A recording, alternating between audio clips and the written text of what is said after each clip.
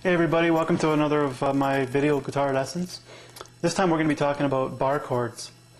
The reason they're called bar chords is that you bar multiple frets with your finger. Usually, basically your index finger.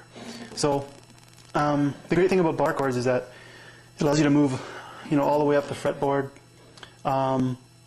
You can move a shape, like once you have the major shape, for example, all of a sudden you can play major chords all over the place because you can move them up the same shape, basically. So what we'll do is we'll start with kind of a basic approach to this, which is try to bar across all strings with one finger and make each string sound cleanly. So if we start with the first fret, we're going to take our index finger and we're going to press it against the strings and make sure each string plays. So we're going to go. So by playing each string individually, you can tell if anything's being muted or buzzing. And like I mentioned in the open chord video that I have, sometimes you play too close to the fret, you might get some buzzing, or you're not pushing hard enough on the strings. At first it's going to be hard to do this. You need some strength in your fingers. You're also, your fingers are quite soft, so after a while they'll get a bit firmer, just the skin and stuff like that, like basically building a callus on your fingertips. You'll have an easier time. So stick with it, be patient, and just try to get that basic first part done. And all you're doing is using your index finger to push on the strings.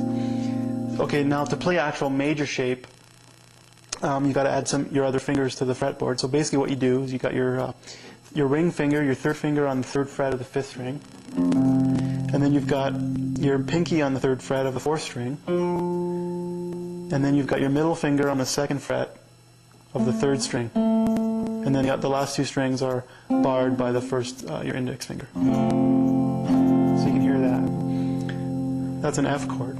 The reason it's called F is because it's based on the way you can determine which chord is based on the lowest note on the sixth string that you're playing. So basically, the index finger that you're barring kind of indicates that you're, which chord you're playing. So basically, because it's fretting on the first fret, that sixth string, that note is actually F, so it's an F chord. Now, in another lesson, I'll get into, what notes the chord's made of and why, how that works.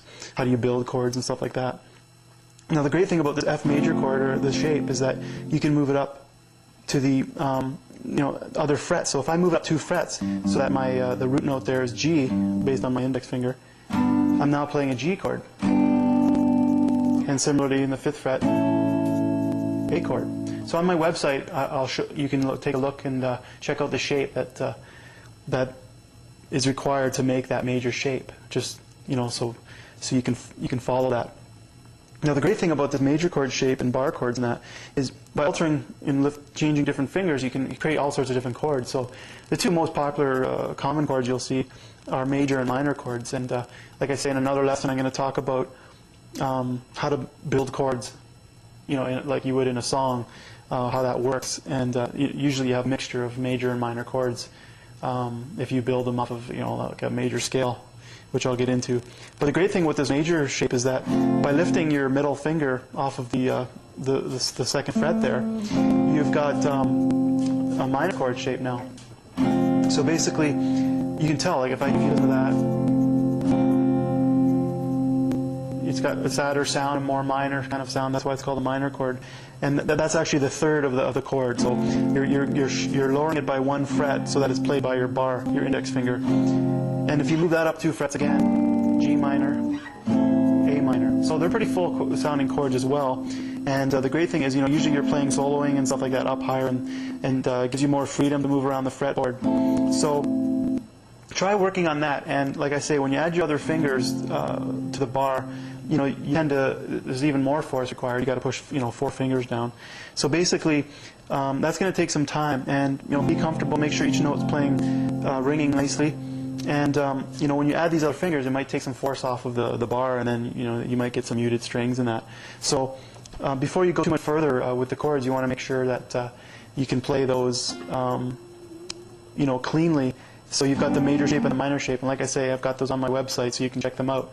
I also encourage you guys to subscribe to I have a forum, a sign-up form on my website, and there's a 5-week beginner course. So it goes through. There's video of how to play the various chords in detail, how to tune your guitar, how to hold the guitar, and there's some scales in there and stuff like that. And it's very good course. And you'll get a weekly email, and then I'll be using that email as well for future emails for other lessons and updates. When I'm added content. So I hope you enjoyed that lesson. I really would like you guys to provide some feedback on the YouTube site, where for other things you might want to learn, so I can focus, and tailor my lessons basically on what you're interested in. So good luck with that, and we'll see you in the next lesson.